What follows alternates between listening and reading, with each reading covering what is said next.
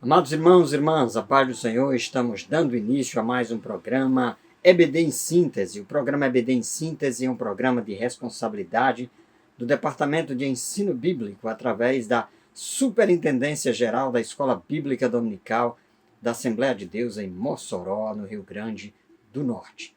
Nós estamos estudando neste trimestre, nas lições bíblicas da CPAD, os valores do Reino de Deus, a relevância do Sermão do Monte para a Igreja de Cristo.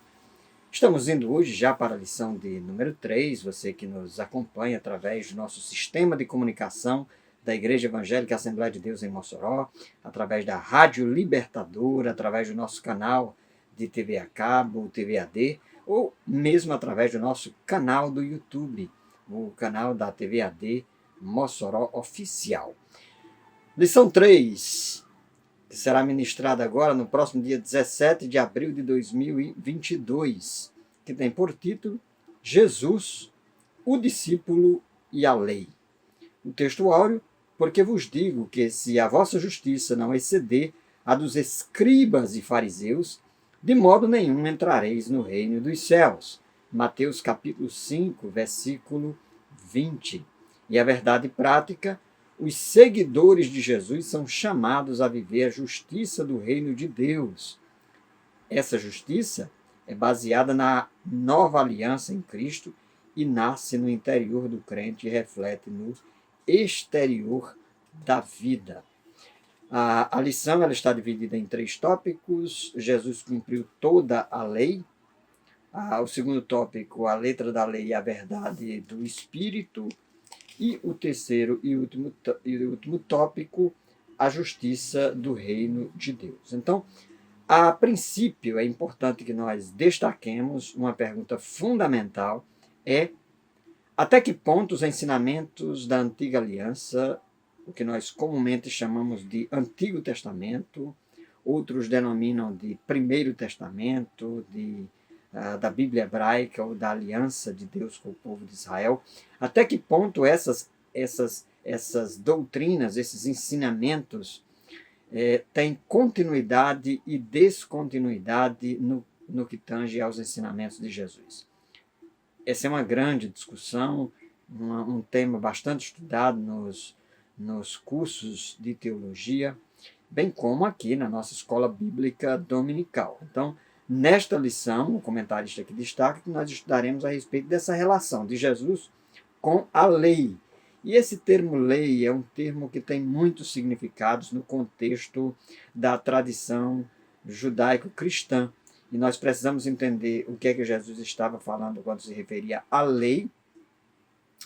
E mesmo no Antigo Testamento, em hebraico, há várias palavras para se referir ao termo lei. E no Novo Testamento, geralmente no termo grego nomos, que dá a ideia de lei. Mas o que é que, qual tipo de lei Jesus veio seguir? E até que ponto nós, enquanto Igreja do Senhor Jesus, temos um compromisso com essa lei da Antiga Aliança? Será que ela permanece? Será que ela deve ser observada?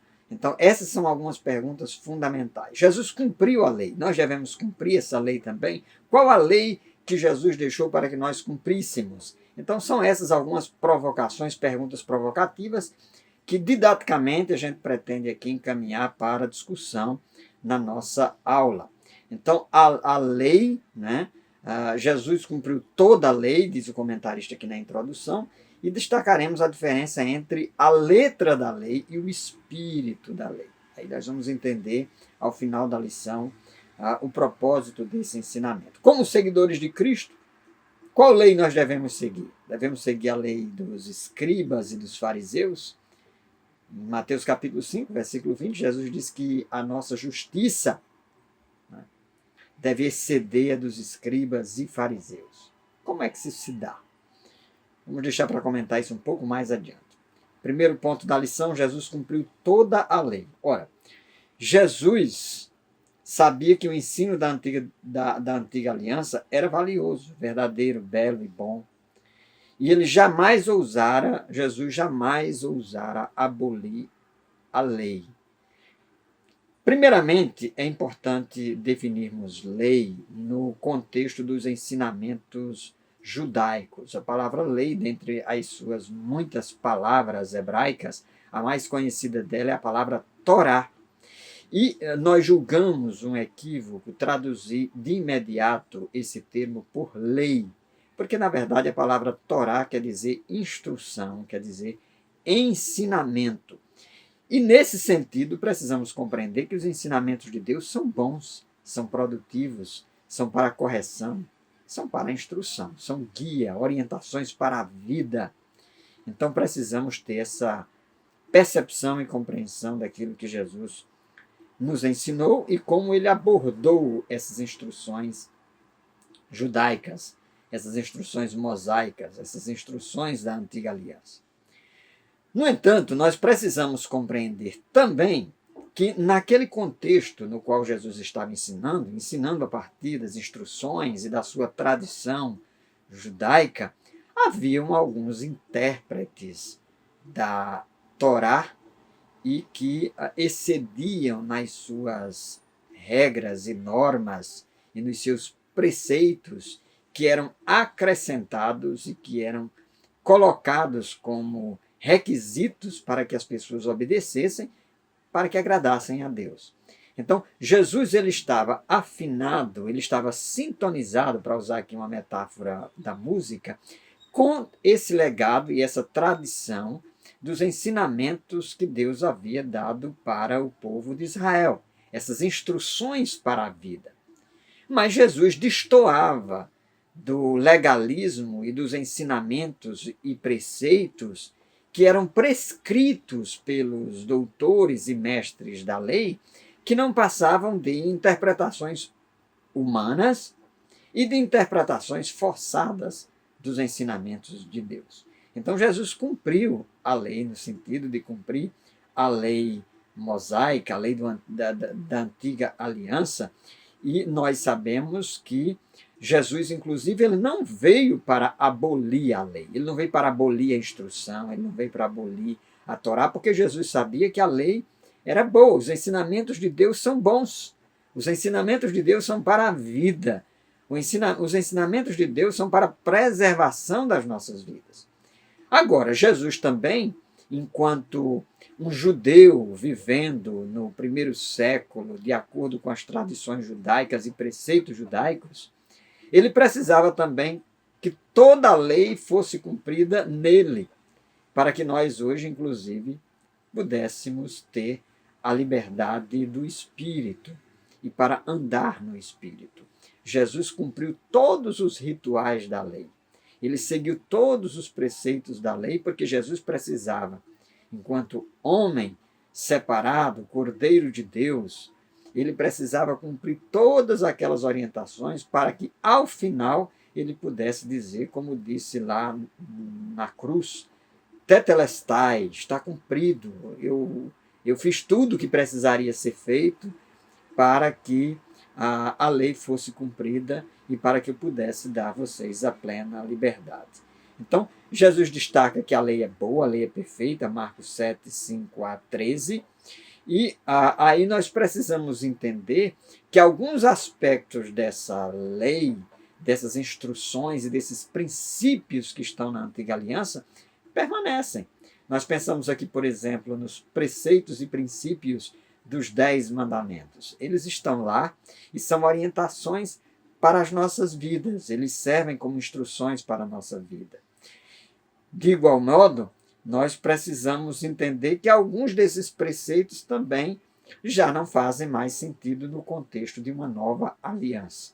E justamente porque Jesus cumpriu várias desses preceitos, vários desses ensinamentos, e que se tornaram, de algum modo, obsoletos em relação a nós no contexto dessa nova aliança em Cristo Jesus, depois que o véu do templo se rasgou de alto a baixo e depois que ele disse, está consumado. Então, uma tarefa exegética, interpretativa de nós, professores e alunos da Escola Bíblica Dominical, é de entender essas leis e esses ensinamentos de Cristo, ou melhor, essas leis e ensinamentos judaicos, a partir dos ensinamentos de Cristo, interpretando à luz do Evangelho do nosso Senhor Jesus Cristo, entendendo aquilo que o próprio Jesus deixou como continuidade e aquilo que Jesus colocou um porém, sobretudo no que tange aos ensinamentos equivocados dos fariseus e alguns doutores da lei que forçavam demasiadamente algumas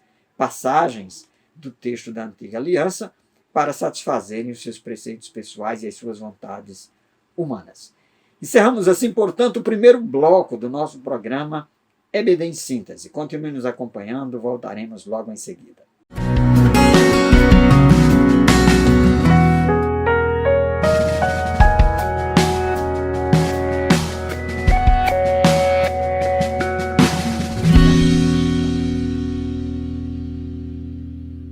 Estamos de volta, segundo bloco do programa EBD em Síntese, o segundo tópico da nossa lição, que trata sobre a letra da lei e a verdade do Espírito. Então, de acordo com as cartas de Paulo, a expressão a letra da lei diz respeito a uma forma de interpretar o antigo concerto. E do mesmo modo que Jesus teve que debater as orientações da lei, dos ensinamentos da tradição judaica e da palavra de Deus e da Torá, Paulo também teve que se debater muitas vezes com um grupo de judaizantes, que eram determinados religiosos que queriam colocar como condição para que as pessoas fossem salvas a observância a determinados preceitos da lei, guardas de dias, de festas, e Paulo se opõe a esses judaizantes, dizendo que fazia-se necessário que se levasse em consideração o espírito da lei, não a letra da lei. Então, isso Paulo estava expressando em seus ensinamentos, não que a lei fosse negativa, muito pelo contrário. O apóstolo Paulo diz lá em Gálatas, capítulo 3, versículo 24, que a lei serve como paidagogos, que é uma expressão lá no grego, que se refere à ideia de aio. E o que era o aio? Era um funcionário, era um escravo contratado pelo senhor para levar o aluno, ou melhor, aquela criança como aluna para a escola, para estudar. Então, ele só tinha essa missão. Ele levava, deixava a criança lá para estudar e trazia. Paulo expressa nesse contexto dessa tradição para ensinar que a lei ela serve de aio, de paidagogos, ela leva, ela orienta o caminho, mas ela não ensina, de fato, a pessoa mudar de vida. Então, os judaizantes queriam mudar as pessoas de fora para dentro, do exterior para o interior. Essa é uma tendência de todo o movimento legalista. Ele supervaloriza as exterioridades em detrimento das interioridades. E Paulo diz, olha, nós precisamos entender o espírito da lei. E é importante que a gente ressalte isso, porque a gente tem uma compreensão da percepção do apóstolo Paulo que não é negativa em relação à lei. A lei enquanto instrução, enquanto verdade divina revelada. O grande problema estava na forma como os doutores da lei estavam interpretando o texto e como eles estavam se posicionando em relação às instruções divinas e como eles estavam criando uma série de preceitos legalistas em relação a essa lei. Então, a perspectiva teológica em relação à lei é que nós precisamos entender que na lei divina há uma revelação, orientação para o que é correto, o que é apropriado. Então, a lei de Deus, as instruções de Deus são para a obediência. E Deus nos mostra o caminho, nos mostra a verdade. Existe uma analogia muito bonita dessa verdade no livro O Peregrino, de John Bunyan.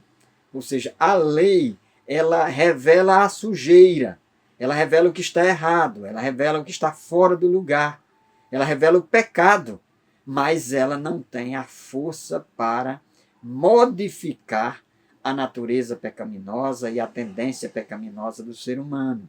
Então, ela não tem esse poder.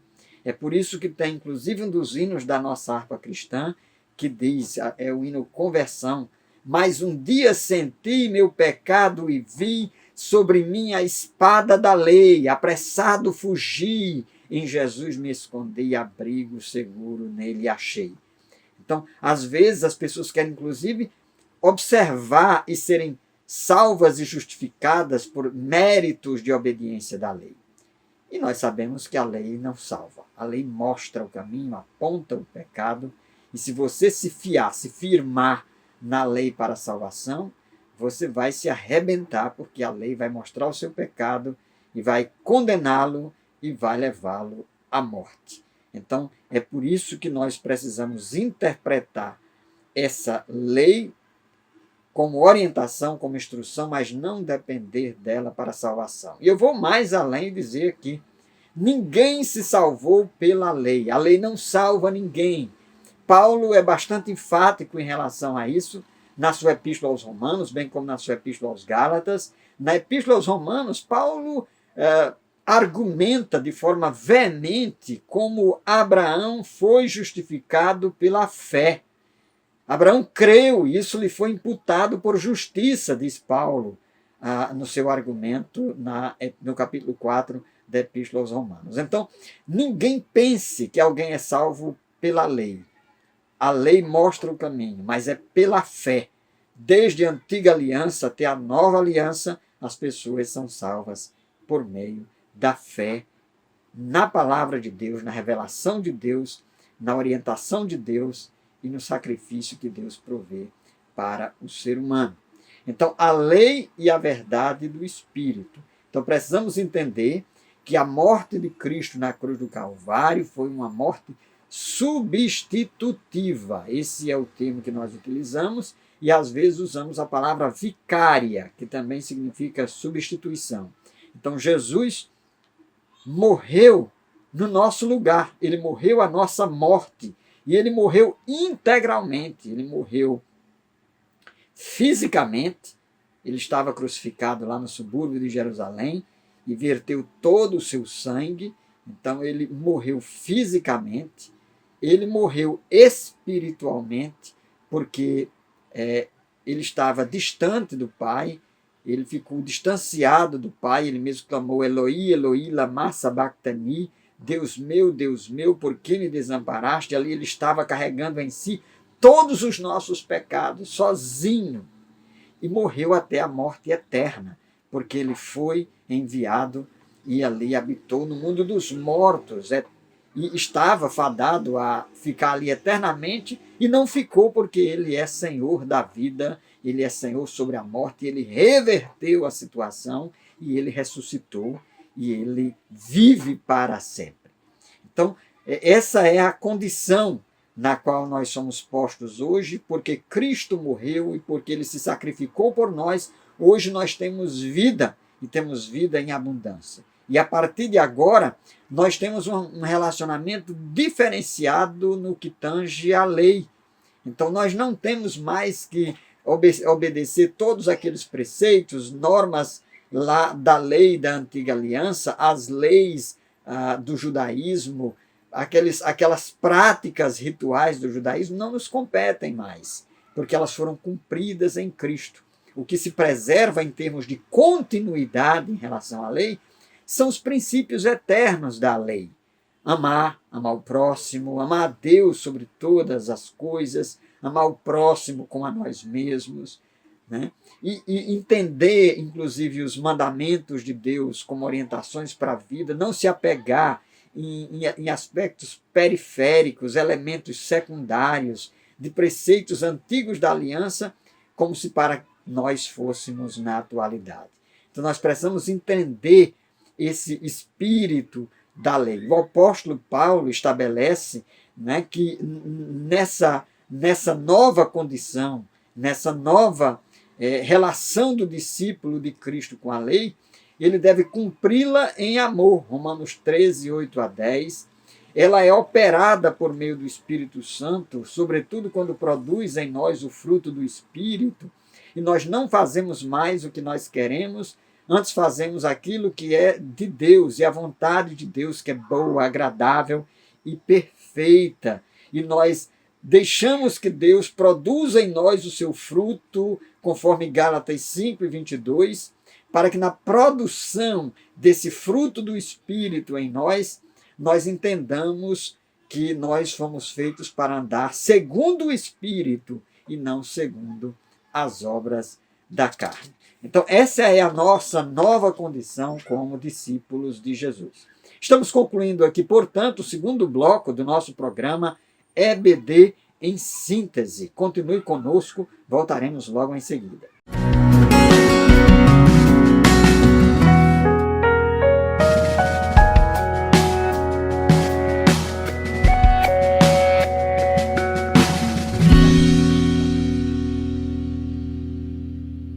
Vamos agora ao terceiro e último bloco do nosso programa EBD em síntese. E o terceiro ponto da nossa lição, a justiça do reino de Deus. Então, o termo que nós vamos abordar mais especificamente nesse último bloco e nesse terceiro e último tópico é a questão da justiça. Tzadik, que é um termo hebraico bastante amplo e que envolve a justiça de Deus, foi tema, inclusive, da Reforma Protestante, quando Lutero se deparou com Romanos 1,17, o justo viverá da fé, e que já estava lá na Antiga Aliança, no livro do Abacuque, no livro do profeta Abacuque. Então, o justo viverá da fé. Qual o conceito de justo e de justiça na Antiga e na Nova Aliança? Então, é preciso que nós entendamos que o conceito de justiça é um conceito que é tanto da condição daquele que observa os preceitos e os mandamentos de Deus, quanto daqueles que são justificados por Deus e que são declarados justos por Deus e que, a partir dessa declaração de justiça, também passam a viver em justiça e são não apenas posicionalmente justos, mas também progressivamente justos. Vamos tentar explicar melhor essa condição. Primeiramente, a grande pergunta: quem é o grande no reino de Deus? Os discípulos se indagavam lá em Mateus capítulo 5, versículo 18 e 19, e Jesus diz que o maior, quem quiser ser grande no reino de Deus, que seja o menor. Então, precisamos compreender e entender aqui que o reino de Deus é um reino de justiça e que nós precisamos nos colocar como súditos nesse reino. E a lógica aqui no sentido de a forma de nós pensarmos em termos de justiça nesse reino, enquanto súditos e servos nesse reino de Deus, é que nós devemos observar os exemplos e ensinamentos do rei. Não pode haver um reino de Deus sem rei, e o rei é Jesus. E os ensinamentos de Jesus, a simplicidade de Jesus, a humildade de Jesus, é o nosso modelo e nosso padrão de justiça. Então, Jesus disse que a nossa justiça deve exceder a justiça dos escribas e fariseus. O que é que Jesus estava querendo nos ensinar com isso? Os próprios preceitos e as orientações e as normas, a partir das bem-aventuranças e do Sermão do Monte como um todo, mostram que ser súdito do reino de Deus exige de nós algo muito maior do que aquilo que era exigido